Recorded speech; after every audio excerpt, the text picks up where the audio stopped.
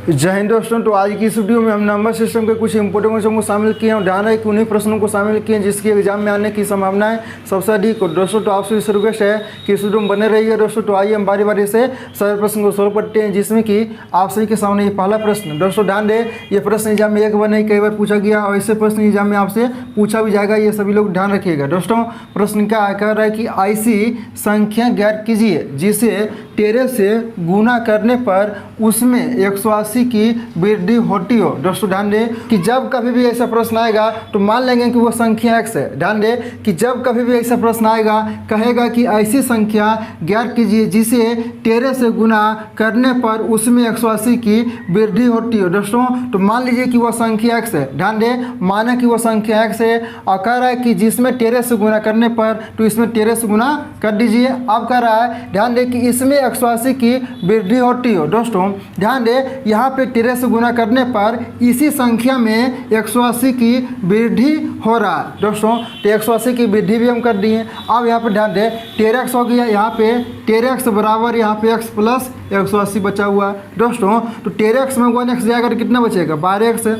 12x बराबर 180 हो गया। तो ध्यान दें 12 से कटा लीजिए, 12 एकम 12, ध्यान दें 180 है, 12 एकम 12 हो गया और 12 6 18 यानी कि 12 25 60, यानी कि x का मान कितना आ गया, तो 15 आ गया। यानी कि प्रश्न क्या कह रहा था, ऐसी संख्या ज्ञात कीजिए जिसे 13 से गुना करने पर उसमें 180 की वृद्धि हो। तो वह संख्या क्या है दोस्तों, तो 15 है। और उम्मीद करता हूँ कि आप सभी को ये प्रश्न समझ में भी आ गया होगा। दोस्तों चलिए हम अगले प्रश्न की ओर चलते हैं।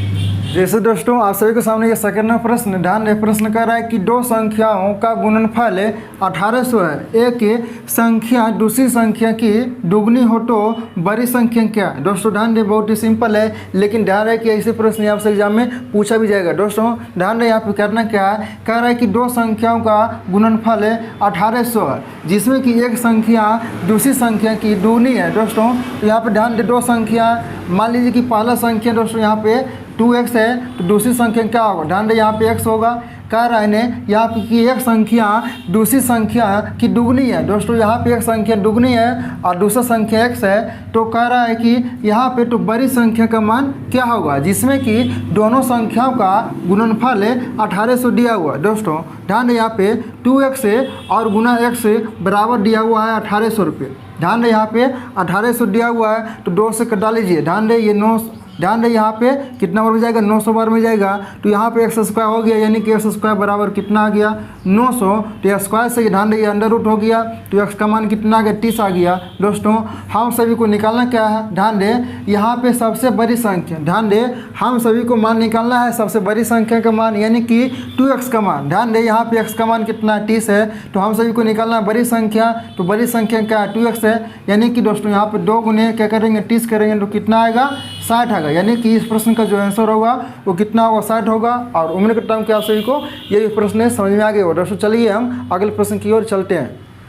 जैसे दोस्तों आप सभी के सामने ट्यूशन प्रश्न है और ध्यान है दोस्तों, ये प्रश्न एग्जाम में एक बार नहीं कई बार पूछा गया और ऐसे प्रश्न आपसे एग्जाम में पूछा जाएगा, ये सभी लोग ध्यान रखिएगा। प्रश्न कह रहा है कि यदि किसी संख्या का 2/3 उसी संख्या के 60/3 से घटाया जाए तो परिणाम संख्या से 2 अधिक होगा, तो वह संख्या क्या है, ये हम सभी को बताना है। दोस्तों ध्यान दें, सभी लोग प्रश्नों को एक बार पढ़ कर समझने का प्रयास कीजिएगा। और ध्यान दें दोस्तों, ऐसे प्रश्न आपसे एग्जाम में हूबहू पूछा जाएगा, ये सभी लोग ध्यान रखिएगा। प्रश्न कर रहा है कि यदि किसी संख्या का 2/3, दोस्तों मान लीजिए कि वह संख्या का 2/3 यानी कि 2/3, कह रहा है कि उसी संख्या के 60/3 से घटाया जाए, यानी कि उसी संख्या, ध्यान दें उसी संख्या मतलब क्या, x के 60/3 से घटाया जाए तो कह रहा है कि परिणाम संख्या से 2 अधिक होगा, यानी कि परिणाम संख्या का x से 2 अधिक होगा, तो वह संख्या का, यानी कि x का हम सभी को मान बताना है। दोस्तों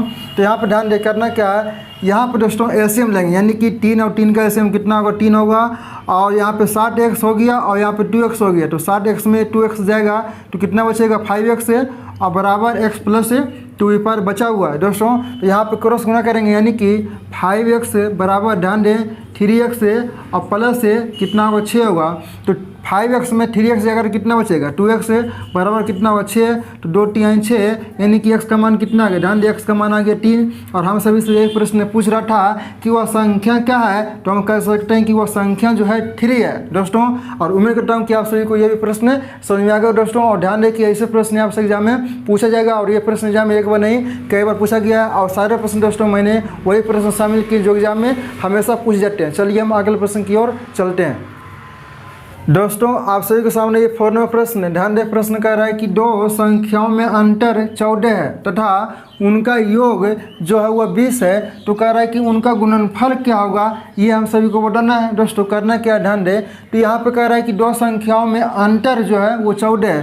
तो मान लीजिए कि पहले संख्या ए है और दूसरी संख्या यहाँ पे बी है, और अंतर जो है दोस्तों वो कितना दिया हुआ है, 14 दिया हुआ है। और तथा उनका योग जो है यानी कि a प्लस बी, दो संख्याओं का योग जो है वो कितना है, 20 दिया हुआ है। तो हम सभी को निकालना है गुणनफल, यानी कि पहले a और b का मान निकालना पड़ेगा। तो ध्यान दें यहाँ पे -20 से ये +b, ध्यान दें कैंसिल हो गया, तो 2a बराबर यहाँ पे बचिए कितना, 20, 14 जोड़ेंगे तो कितना होगा, 37 होगा। ध्यान दें, तो a का मान यहाँ पे कितना जाएगा, ध्यान दें 2 से ये 17 बार में, तो यहाँ पे a का मान आ गया 17 दोस्तों। तो समीकरण 2 में a का मान हम रखेंगे 17। तो ध्यान दें यहाँ पे 17 प्लस b बराबर कितना हो जाएगा, 20, यानी कि दोस्तों b का मान कितना आएगा, 20 माइनस 17 करेंगे तो कितना आएगा, 3 आएगा। अब निकालना क्या, a और b का गुणनफल दोस्तों। तो a का मान यहाँ पे 17 है, ध्यान दें a गुना b करेंगे तो a का मान कितना आया 17, और b का मान कितना है 3 है, तो 17 3 कितना होगा, 51 होगा। यानी कि इस प्रश्न का जो आंसर होगा वो कितना होगा, तो 51 होगा। और कह रहा है कि उनका गुणनफल कितना होगा, यानी कि a और b का गुणनफल कितना होगा, तो 51 होगा। और उम्मीद करता हूँ कि आप सभी को ये भी प्रश्न समझ में आ गया। चलिए हम अगले प्रश्न की ओर चलते हैं दोस्तों। आप सभी के सामने ये 5 नंबर प्रश्न है। ध्यान दें, प्रश्न कह रहा है कि 64 का 3/4 और 48 का 2/3 का अंतर किसके बराबर है, ये हम सभी को बताना है दोस्तों। ध्यान दें, तो बहुत ही सिंपल है। ध्यान दें, करना क्या है, 64 का 3/4 यानी कि 4 से कटा लीजिए। ध्यान दें, ये 16 चौका 64, यानी कि 64 जो है दोस्तों ये 4 से 16 बार में डिवाइड हो गया।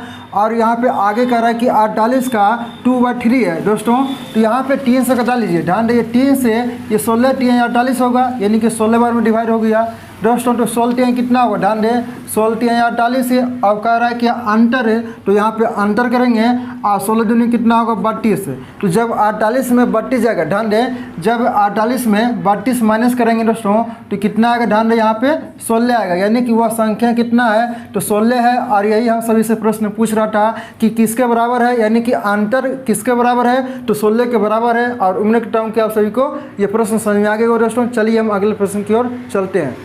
जैसे कि दोस्तों आप सभी के सामने इस सेक्शन में प्रश्न है। ध्यान दें, प्रश्न कह रहा है कि दो संख्याओं का योग 16 है, ठीक है, तथा उनका गुणनफल 55 है, तो उनके व्युत्क्रमों का योग क्या होगा, ये हम सभी को बताना है दोस्तों। ध्यान दें, करना क्या है, यहाँ पे प्रश्नों में दिया हुआ है कि दो संख्याओं का योग, यानी कि मान लीजिए कि दोस्तों वह दो संख्या a और b है जिनका योग कर रहा है, यानी कि a प्लस b का मान दिया हुआ है 16, ठीक है। आगे यहाँ पे कह रहा है कि उनका गुणनफल, यानी कि a गुने b, यानी कि ए बी का मान दिया हुआ है कितना, यहाँ पे 55 है। दो संख्या का गुणनफल यहाँ पे 55 दिया हुआ, ठीक है। तो कह रहा है कि उनके व्युत्क्रमों का योग दोस्तों। ध्यान दें कि जब कभी भी व्युत्क्रमों का योग कहेगा दोस्तों, यानी कि 1/a करेंगे, और यहाँ पे योग कर रहा है तो प्लस करेंगे, और 1/b।